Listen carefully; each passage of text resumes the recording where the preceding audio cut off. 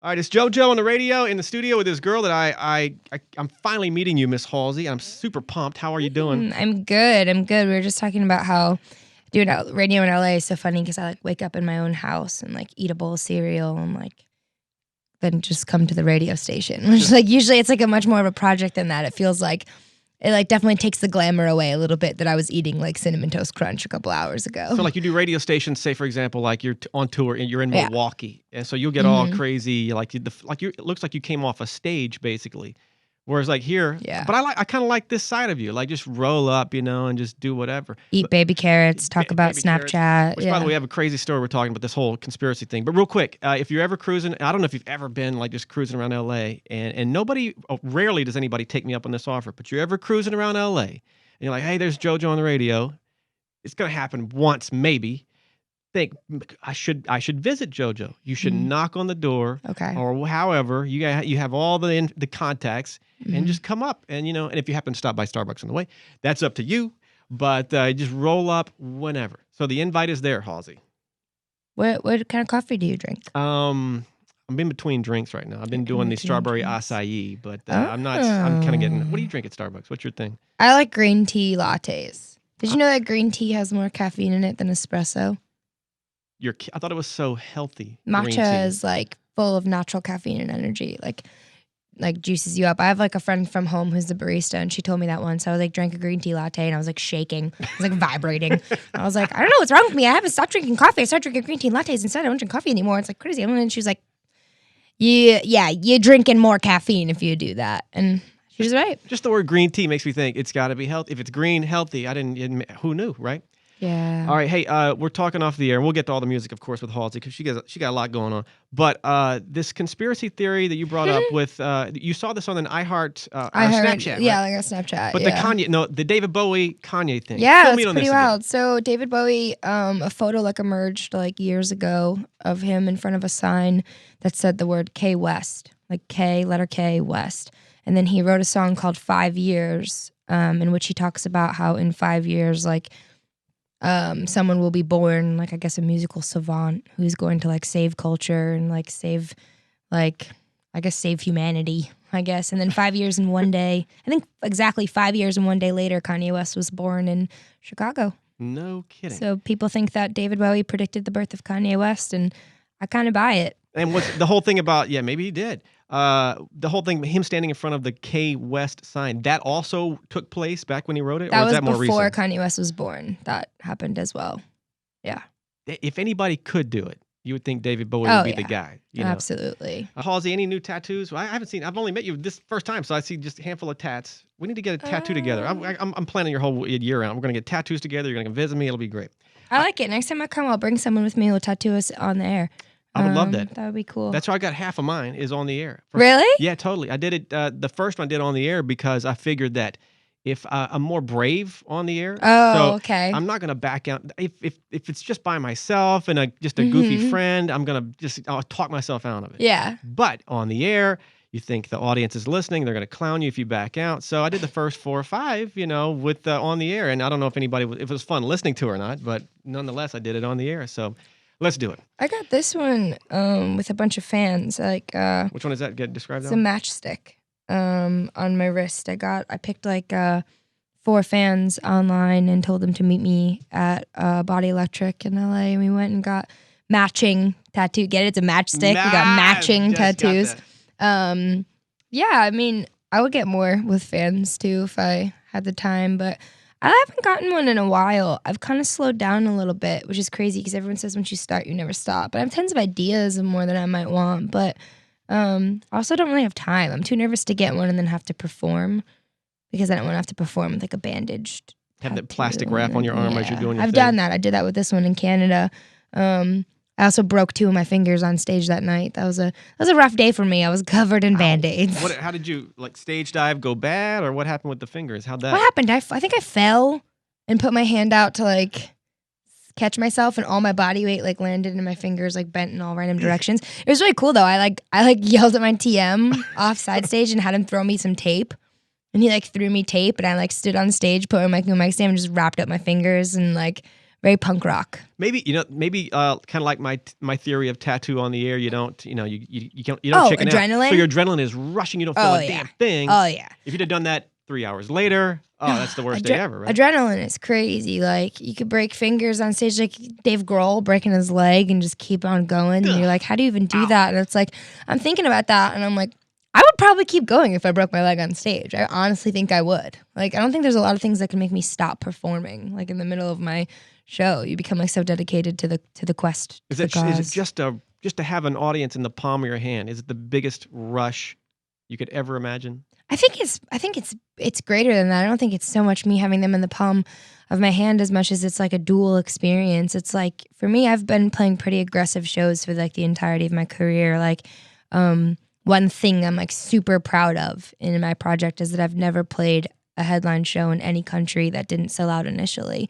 And so to have been playing all these like crazy sold out shows, like, means you're playing to the most dedicated people, like the most dedicated people you possibly could be playing to. And for me, it's like, it's an experience. It's like my show depends on them. It doesn't depend on me. Like, how good of a performance that I'm capable of executing is all about the energy of the crowd. Like, they have a hard job to do just as much as I do, because like they need to keep the energy up, you know what I mean? So they're kind of performing just the same as I am, because they're like keeping everyone around them and keeping me engaged and involved, and together we create the atmosphere that is a concert, you know? And you've never had a crowd that like always the crowd probably matches or surpasses your energy level, or do you just blow them away ever? They're so loud. It's so cool. They're really loud. Like, I wear in-ear monitors, so I wear like little machines in my ears that play the music back to me. And the guy who's responsible for like controlling the volume and like the mix of those in-ear monitors is always like, they're so loud, I can't keep the sound of them out of your ears. Like, it's like hard for me to like hear myself. But you know, good problems to have. Amen, is that you have a loud crowd. Yeah, there are worse things. You could have like 3 people clapping, and it would be just a disaster. Your inner ear things. I wear headphones on the radio, and after years of this, I think I go to bed at night sometimes. Are you in the same boat like that? I think like I've started getting. I had a pretty reckless year the past year. Like, I didn't do vocal warm ups. I like would never wear earplugs. I like wouldn't sleep. Now. I was like crazy because I thought I was invincible, And now, like, I'm getting a little bit better at it. Like, if I go to someone else's concert or I go to, like, a DJ set or something, I usually wear earplugs, which sucks because then people think they get really offended because they think you don't like the music. But really, it's just to protect my ears. And, like, I started doing vocal warm-ups to protect my voice and just started, like, really taking it seriously, I guess. If you don't do it, you end up, going to bed at night, and you have to leave the TV on so that it doesn't bug you. What's that called, tinnitus? It means I'm going deaf is what it means, I think. I think it's called tinnitus when you get that constant ringing in your ears.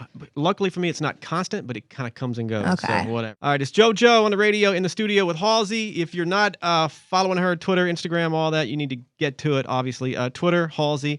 Instagram, I am Halsey. Snapchat, what's your Snapchat, Halsey? It's Halsey Snaps. So follow her.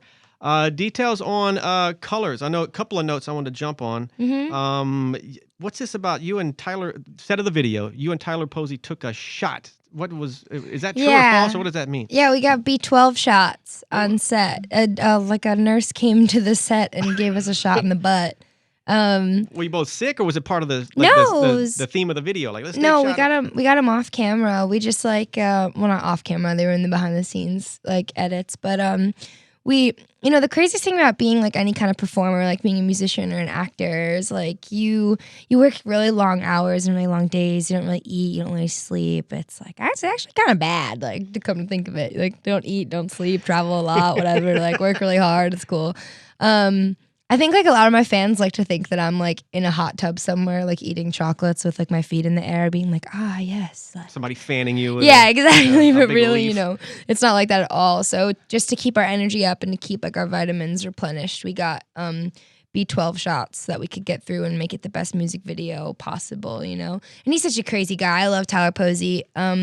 He's on an MTV show called Teen Wolf, and like he's really talented. He directs, he writes. He's been acting since he was a kid, and he's so funny. He's like really funny. He'll do anything. And like I was like, "Hey, you want to get a shot?" He was like, "Yeah, let's go." I was like, "Cool." God, of all things, like you think of parties like let's do this drug, that drug. We're getting a B12 shot. That's Yeah, I got crazy, vitamins. Oh my God! Hey, also the set of the music video from the real life haunted mansion of the American Horror Story. Like this place wasn't really haunted. Because I'm obsessed with that stuff, Halsey. I'm obsessed with the paranormal. So give me truth here. I am too. I'm like my best friend and my assistant Jenna and I were like obsessed with like serial killers and like paranormal things and like just big creepy girls. But we love American Horror Story. Love American Horror Story. And being in the house was like it was crazy because I remember I started watching American Horror Story with my friends back home in New Jersey before like Halsey was even a thing, before I could even think about being a musician, like before I knew what I was doing in my life. I was like in high school and we'd sit and like watch. You were Ashley then before Halsey, right? Yeah, I guess. And we just like sit and watch American Horror Story like religiously. And to be like standing in the house and to be filming my own like thing was like really, really overwhelming. But we were sitting at the dinner table and the light, and like we made a joke about how the house wasn't haunted or something, and the lights started flickering in the chandelier above the table we were sitting at. And I just looked at Tyler and I was like, "This is your fault. If the ghost comes and kills us, this is your fault. Like you did this." How cool is that? If that's real, it's just it just what a rush. If you saw something, if not, who cares what it is? But I'm going with haunted. Just for the record, I agree. Hey, the track. Enough of this, I guess. Let's go with the actual track backstory on Colors. What do people need to know about this track, Halsey? Colors is one of my favorite songs on my record, Badlands, and it's a song that I wrote about being in a relationship with someone. There's kind of like a dual storyline amongst the song, and the first is the concept of like being in love with someone and kind of watching the color slowly fade from them, watching them kind of like dull out, thin out, falling out of love, kind of a thing. No, just in general, like loving someone who's losing the vibrancy in their life. Like in particular, I'm speaking about someone who had a drug dependency problem, and so that's why, I quite literally felt like I could see them becoming less vibrant every day. I could watch them start to dull, but. It could be anyone. It could be someone that's working too hard or working too much. It could be someone who's just kind of like giving up on everything. Like it's really hard to love someone who doesn't love themselves, which I think is kind of like the theme of the song. And then there's like a subplot underneath it that I talk about in the bridge of the album version of the song where I say, "You were red, you liked me because I was blue. You touched me and suddenly I was a lilac sky and you decided purple just wasn't for you." And the theme of that is kind of like sometimes people change you. They make you into someone you're not, and then they decide they don't like the person that you've become, like that they've made you. Like if I was dating someone like a little while ago, and our relationship started to get like really toxic and really sad and just really miserable, and there wasn't much to look forward to and wasn't much that was exciting. And then ultimately, the relationship ended because he said that I was too sad and I was too miserable and too whatever. And for me, it was kind of like, well, you've made me this way. Yeah. You know what I mean? Not to call it douchebag, but it's just interesting when someone changes you and then decides they don't like the person they've changed you into, which is kind of like the subplot of the song underneath all of that. But it's one of the most personal songs I've ever written. It was a difficult song to write because it kind of tested my It tested how much liability I have in writing songs about other people. Being a songwriter is about being honest, about being uninhibited, about not censoring yourself, not catering to anything. But where is the line when you're starting to write about other people's lives? Like how much of their dirty laundry are you really allowed to air out into the rest of the world? So I had to like play the song for the person that it was about and be like, please don't sue me.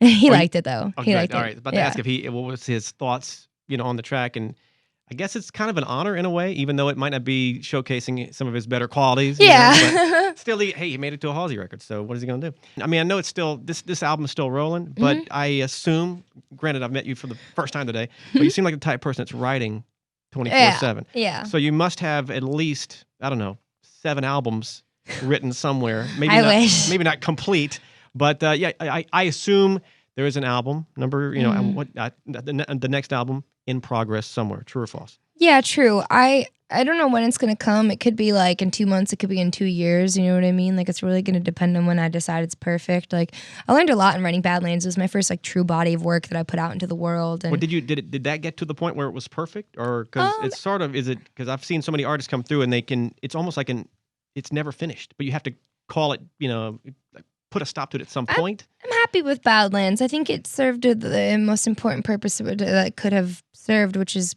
serving as an introductory record. I wanted Right. people to get to know me, and that was the best way I could. You know, I didn't want to have like big radio hits or like have whatever. I wanted to write a record that I thought was true to me, that people would get to know me, so that, you know, I can expand my audience to people who really relate and understand my music, so that when I put out my second record, it can be something, you know, really massive and hopefully really exciting. Now, Badlands really caught me off guard because it was just bigger and better and crazier than we ever could have expected it to be. Like I was thought I was going to be lucky if I had a top 20 record, let alone a number 2 record, you know? So, I mean, I bet my manager, one of my managers, Anthony, I bet him that if the album went top 10, he would have to dye his hair blue. And then, I assume he did. well, the album went number 2, so what do you think? It debuted at number 2. He had So- blue hair. So he came through with the He- blue. How do you He look had with the blue? blue hair. He looked good. It was cool. Girls were really into it. Girls really liked it. Maybe we should go back to the what? Okay, next album comes out. Yeah. It hits. What's the bet for the next one? Like Well, we have to get a number 1 now, right? Number No, I'm one. just kidding. I don't really care about that anymore. Like I stopped. I like surprise myself and surpass anything that I thought was possible with the first album, and I surprised a lot of people around me too. And all of us are just really proud and really happy. And like I said, like the fact that it's like been 6 months since the album came out and the thing is still sustaining itself and people are discovering it every day. And I get to do this massive tour in the summer. I get to play Coachella. I get to play Madison Square Garden. How cool Like, is that, right? how many more things could I ask for to happen to me? Like, I don't really know. Like, I'm very overwhelmed already with all the cool things that are happening. So, you know, but the thing that I've learned in this is that I can't let the schedule eat me alive. Like, I'm very fortunate that when I go on stage to perform every night, it never feels like a chore.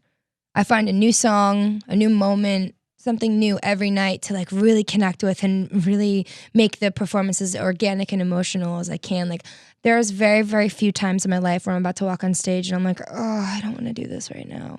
And if I am like that, as soon as I hear the crowd scream in the first few notes of my intro song, I'm like, oh, wait, never mind. I love this. You know what I mean? I forgot. I love my life. Sorry. Yeah. Well, any excuse you can get to have your manager dye his hair blue, I think it's a good one. So you need to think of something. Halsey, what else? What have we forgot to bring up? You got the album, of course. People should have this album by now. I think it's just such a great moment in your career. It's put you on the map. God knows what's coming next. If it's anything like this, it's going to just shoot you into space for sure. Coachella's coming up Saturday, April 16th. Woo! You got the show at the Shrine on July 15th. What else? You're going to drop by and visit me and get some tattoos someday. And bring you a strawberry acai refresher or whatever they're called.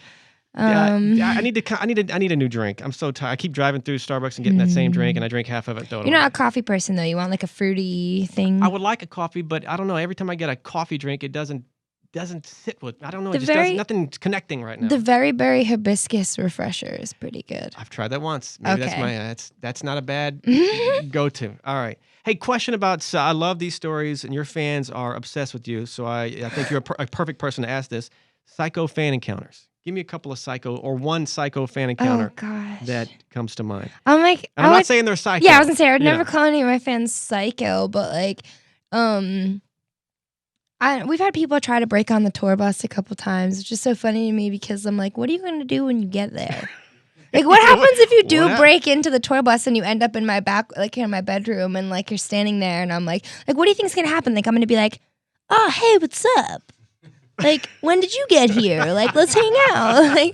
Like if anyone breaks into my private space, like I think a lot of fans forget too, like your tour bus is your home when you're on tour. Like that's your house. Like that has your bathroom, your kitchen, your bedroom. Like that's your house. Like sometimes people like bang on the window. I was like bang on the doors. And it's like, imagine if I stood outside your house and like banged on your front door for like an hour. Yeah, somebody would shoot you, you know? Yeah, that's kind of crazy. Or like imagine I broke into your house, like someone breaking into my tour bus. Like, I've had like. So what did happen? They jumped. Did anybody get that far? Oh, it happens all the time though. So like what does they get there and you're they like, get, hey, they get hey. like politely pulled away. Like everyone on my team, like we love my fans so much. Like, and they definitely need to know that too, because sometimes people can be like sometimes some people on my team can be like a little hard, but Shepherd. But you know he's gotta make sure I stay safe and that everyone else stays safe. Is that too, Shepherd right over there? Yeah, Shepherd. But when you said the name Shepherd, though, I was expecting in my head like a 6'8" dude. He's not 6'8", but he's just a badass. How tall are you, Shepherd? 6 foot. He's like a 6 foot, me, you know? 6 foot like David Beckham from Brooklyn with a nose ring. He's a good looking dude. I was expecting like a football linebacker dude, and Shepherd will whoop your ass, you guys. Don't think he wants. Shepherd's the man, but yeah, like we'll just it's cool. We'll just like drag. Well, it's like not drag. That sounds awful. We'll just like politely walk people away, and like most of the times, like I said, I've been saying since the beginning of my career, like. My whole thing is like we talk to my fans like normal people because they are. You know what I mean? Like there's no reason to treat someone like they're like a weird breed of human because they're a music fan. Like I was a music fan. I am a music fan.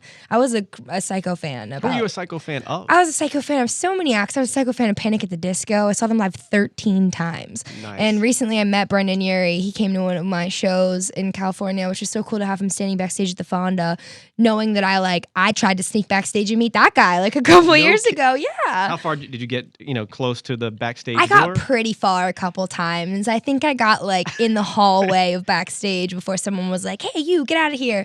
So when my fans do that kind of stuff, I kind of laugh. Like I remember in Australia, we played a festival and this guy came up to me and he had an earpiece in his ear, right? And he goes, right? Yeah. He goes, Halsey's right in front of me. Yeah, I got her. And then he like pulls off the earpiece and he goes, hey, what's your name? And I was like, Ashley, you just said it in the earpiece. Like, who are you? He pulls the earpiece out of his ear and goes, yeah, this thing is fake. I used it to sneak back here and meet you. Oh, my God. And I was like, what? And then he gave me this old, like, Alanis Morissette vinyl with his phone number written on it and was like, can I please take a picture? And my security guard's looking at him like, should I get rid of this guy? And I was like, nah, dude, that was the smartest thing ever. That's this guy, slick. like, using a fake earpiece to sneak backstage and meet me. I was like, heck yeah, we could take a photo. You're a genius. Like, that was genius. That is so slick. Come in. Got Halsey. Yeah. 10-4 over. And he just he walked his way all the way back through all these crazy high-tech security guards, cameras, monitors with just a fake earpiece. Yeah. By the way, that's probably not going to work now that we said that on the radio. Oh, yeah, for but sure. What a genius move. My other hint to any fan who's trying to sneak backstage and meet like their favorite artist or sneak anywhere is bring a flashlight. If you shine a flashlight through a crowd, the crowd will separate and they'll just let you like anywhere you want to go. You should see them. Everyone's throwing their arms in there. Well, we know better than that. They can sneak into somebody else's show. I have never heard but it makes complete sense, but I've never heard the flashlight thing. No one will bother you if you're holding a flashlight. They're like, oh, let this guy through. He's got a flashlight. Flashlight and a fake earpiece. You get those two things, your money. Maybe a fake walkie-talkie, I guess, or you could go nuts with it. Okay, now they're really looking at you. Now they're real mad. Oh, man, they're awful.